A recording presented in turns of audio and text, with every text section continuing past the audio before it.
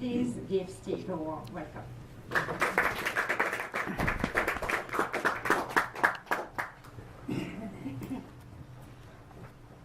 Thank you. Can you all hear me okay?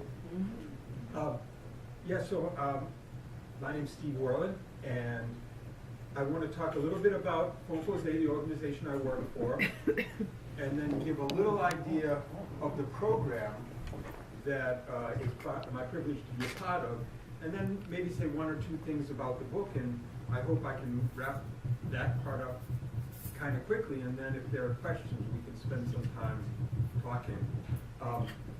So Fonkoze is a Haitian organization founded in 1994 with a mission to help all Haitians, particularly the most excluded Haitians,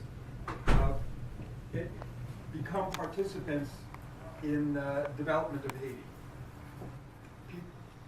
People needed, the founders of Fonkoze were worried that the political democracy was not taking off, and that they thought that the reason for that, or one reason for that, is that there wasn't a broad enough participation in the economy. And so if we could provide excluded Haitians, particularly poor rural women, the tools they need to begin to participate in economic development on their own, that would move all sorts of democracy forward in the country. And it took off. So in the first 10 years or so, it grew from a single office with one volunteer employee and 40, 50 clients to a network of 46, 45 branches that serve over 60,000 borrowers and hold something like 200,000, 250,000 savings accounts. At one time in Haiti, for every 10 savings accounts that existed, one was at Fonkoze. So the amounts that were being saved at commercial banks were obviously much more, but the number of people that Fonkoze was able to reach was very significant in terms of the picture of financial services within Haiti. So Fonkoze, because its mission was including people who had been excluded, had to look and see whether that growth was actually a sign of success. And as it looked at that question around 2003, 2004, it had to say yes and no. So there were a lot of people that were receiving financial services, supportive educational services, in order for them to be able to grow their own livelihoods. But Fonkoze came to recognize that there were a lot of people that were simply too poor for the tools that it was using. Fonkoze was using what has come to be called microcredit, rather traditional microcredit, and there were people too poor for loans. So we tried a first solution. We made the loans smaller. So initially, the minimum loan was something like 3,000 goods, which at the time was roughly $75. And we thought we'd cut the initial loan down to $25. Make it much easier for someone to borrow and pay it back. We take away the other barriers. So traditionally in microfinance, someone has to make a minimum deposit into a bank in order to get a loan. And it serves as a partial collateral. Well, we eliminated that requirement for the people for these new smaller loans. Fonkoze clients were paying a registration fee that made them a member of the organization. But for some women, that fee was a barrier, so we eliminated it for the people in this initial product. And thousands of women who had not been able to join the standard solidarity loan program joined up. And so we looked again and we said, well, are we succeeding? And we had to say, not quite, because there's still a layer of women too poor. You know, what kind of women? Women who have no economic activity that's theirs. So they have no assets, they have no merchandise that they can sell and turn over, they have no livestock that they can raise and sell to live on. If they farm probably as sharecroppers. And they may, on top of farming as sharecroppers, they may have to borrow the seeds every year and pay them. Seeds are generally repaid with 100% interest. So there was no way for them to get ahead. They would have, some of them had lots of children. So you might be able to start a business for $25, but if you have 8 children, how many of those 8 children are going to be able to eat on the strength of a business worth $25? And if you're an institution like Fonkoze that's about eliminating poverty, and one of your clients is choosing between repaying her loan and feeding her children, you don't even want her to repay her loan. So you can't keep making loans to people you know aren't going to be able to pay, but you need to search for another solution. So we looked around the world, and we were very lucky. We didn't have to invent anything. There was an organization in Bangladesh called BRAC that was already doing something that looked like it would be right for us. It was called TUPCF-PR.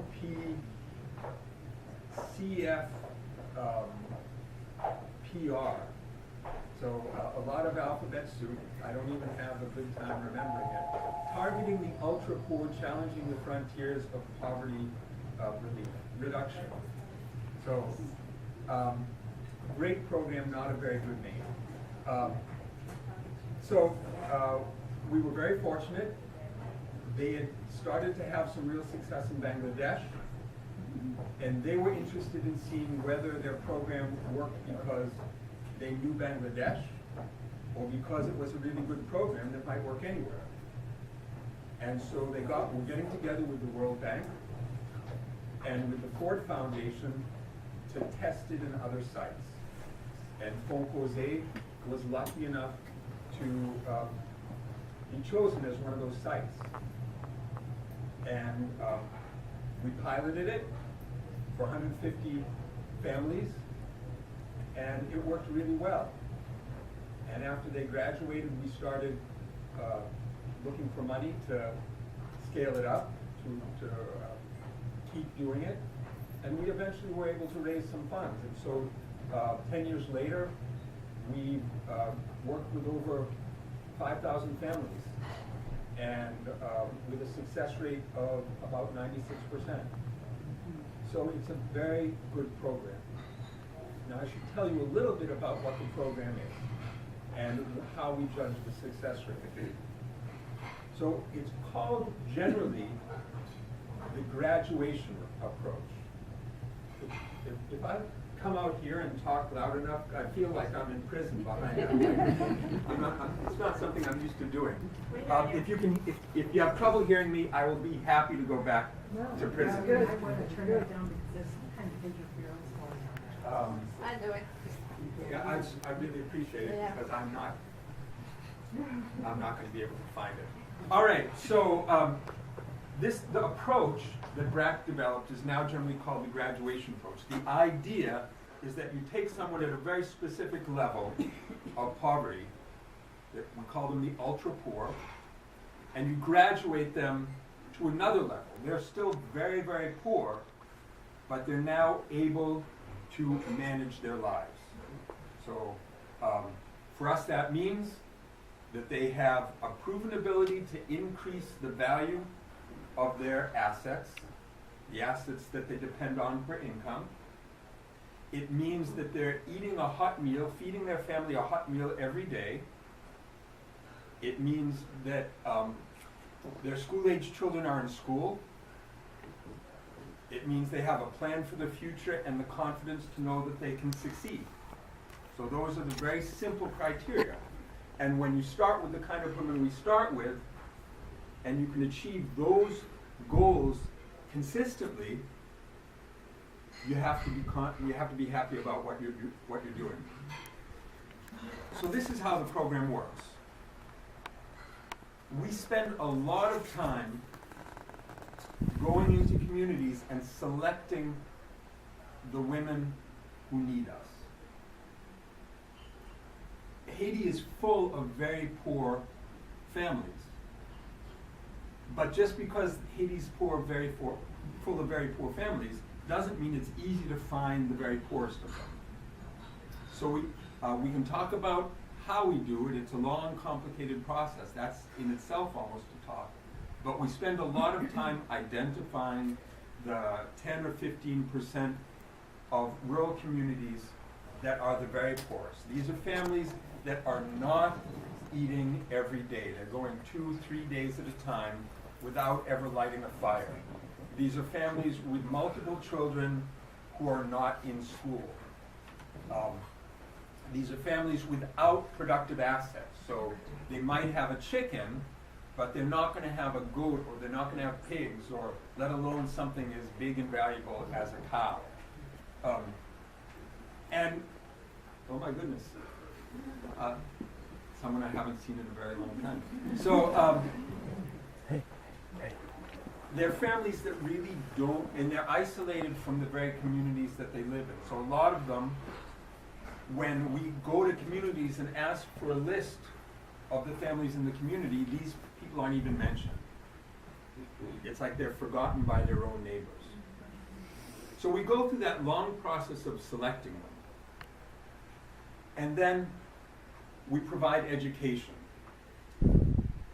We bring them into a training for 6 days to give them help learning how to manage 2 different businesses that they choose.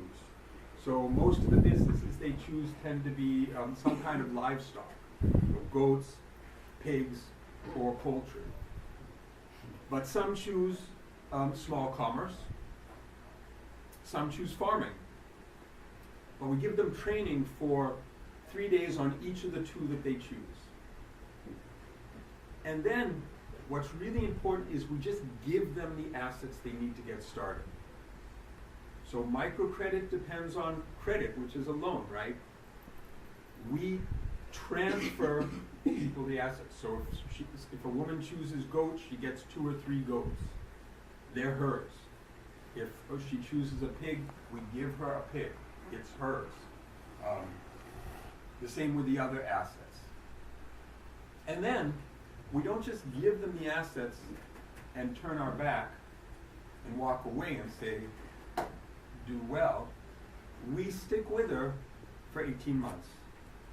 So we assign her a case manager who goes to her home to meet with her one-on-one once a week for 18 months. And that turns out to be the key, because you can give someone the tools, you can teach them to use the tools, but she might not have developed the habit of decision making or forward looking that will allow her to manage the tools well. And these case managers do that. They do some other stuff too. So what do we say? We say give a person a fish and they'll eat for a day, teach them to fish, and they'll eat for a lifetime. But if they don't have, so we need to give them the nets and the fishing lines and stuff like that too. But you also need to help them stay healthy, right? So we do a lot to help them, women we work with, stay healthy. We give them a water filter. So almost all the women we work with, when we meet them, are drinking unimproved or untreated water. And so there's constant sickness. We help them to build a pit latrine. Because almost none of them have any kind of latrine at all when we start working with them. We help them repair their homes, at least so that they have a good tin roof over their heads, so they can stay dry. We don't help them build a castle. We don't even help them build a solid brick house, but we help them build a space that they can keep dry. Those are critical to health. We also offer a lot of training around health, critical health issues like the importance of vitamin A, how to deal with worms, hygiene, nutrition, infant brain development, the kinds of things that a few just little pieces of clear knowledge can really change someone's life. And then finally, we work together with our partner organization, which is Partners in Health, to help women access free health care. So all the members of our program receive all their medical care free while they're part of the program. Now that sounds more impressive than it is in a sense, because in central Haiti, where Partners in Health works, everyone has access to health care that's almost free. But even though it's almost free, for the poorest women, it's hard to access. You need to have the money to get to the hospital. You need to have the money to eat if you have to spend 2 or 3 or 4 days at the hospital. You need to know how, when you get to the hospital, get in line. You need to know where to go. And none of these things are obvious, and none of these things are easy to solve. So we have a nurse on our staff who works as a patient advocate, who receives our families at the hospital and makes sure they get the right care, they see the right people. All that goes towards ensuring that they can stay healthy during the 18 months they're with us, and that they know how to stay healthy even beyond that. We work with the communities as well, because poverty is not just an economic thing, it has social aspects too. So we build committees of volunteers in each of these communities that help integrate the women into the life of the community. They're no longer outcasts. And that's really important. So after 18 months of this comprehensive work, they're really able to move ahead. They have businesses that they know how to run, that help them generate reliable income. They're able to feed their families. They're sending their children to school, and they have a plan for moving forward. I want to say just a few things. I thought I'd give one example of one woman, just to give you a rough idea of what I'm talking about. And she's a woman I mentioned in the book. Her name is Itele, and she's from a place called Zaboka. I see there's some Haitians here. I don't know if any of you would have ever heard of Zaboka. Zaboka is a village in northern Bukankare. So it's in an area of Bukankare called Tite Montagne that is about a 4 or 5 hour walk from anywhere you can get even with a motorcycle. So it's a haul. And when we met her, she was living there with 2 children and a little brother who was also in her care. She had these 2 children and was taking care of them by herself because her husband, the children's father, was married to another woman in another village across the mountains, and he wasn't really in a position to take care of 2 households. So he lived with his wife, and he came by and saw Itele every once in a while, but she was supporting these children through her own farming, which she had to do as a sharecropper with borrowed seeds, and through working as an agricultural day laborer, which particularly for women in Haiti pays a good deal less than $1 a day. So she was in such bad shape that within a short time after we started working with her, she had a health crisis, and her family was going to let her die because they didn't think it was worth carrying her 4 hours down the mountain to a hospital if she was just going to die down there and they're going to have to carry her back up. But her case manager was not okay with that, and he mobilized the community to carry her down. Within a couple of weeks, she was fine, She was working hard. She got livestock from us, but what she got more from us was the training her case manager gave her. She learned to save the little income she had and to use it to change the way she farmed. So instead of sharecropping, she rented some land. Instead of borrowing seeds, she bought a small amount outright. And so her farming began to be really profitable. Not only that, she farmed mainly beans, which is a major cash crop in central Haiti, and started a business with them. So she and her case manager strategized that she could take some of her crop and bring it directly to market, because the markets down the mountain from where she lived offered higher prices. So she would bring some of her crop down, she would buy neighbors and bring it down. But most of it, that would allow her to have a steady little income, but most of it she would save until it was time for planting, when the price of beans would go way up. And so she started to make a killing selling those beans. And she graduated in 2012, and by then she had, she was still managing the goats and the pig that we gave her.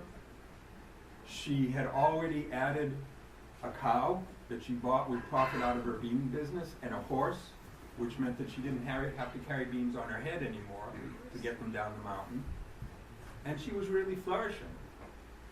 She eventually earned enough with that new business to rent a room during the school year down in town so that her kids could have a better education. And the last time I saw her was about a year ago, and I was delighted because she had dumped the guy.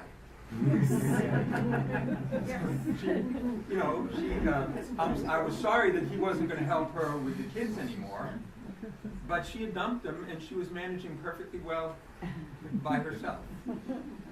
And I'm going to see her again in a couple months. I hope I'm going to go up to see her in a couple months. But that's the kind of transformation that this program makes possible. And it's the kind of transformation it's been my privilege to be a part of, and that I've tried to write about. And I think I've talked for a long time now, and it feels like a long time to me. So if there are questions, I can answer them endlessly, I'm afraid. But I'd rather not just talk without you all talking too. So thank you very much. Yes. Thank you, Steve. It's always inspiring to hear about the work.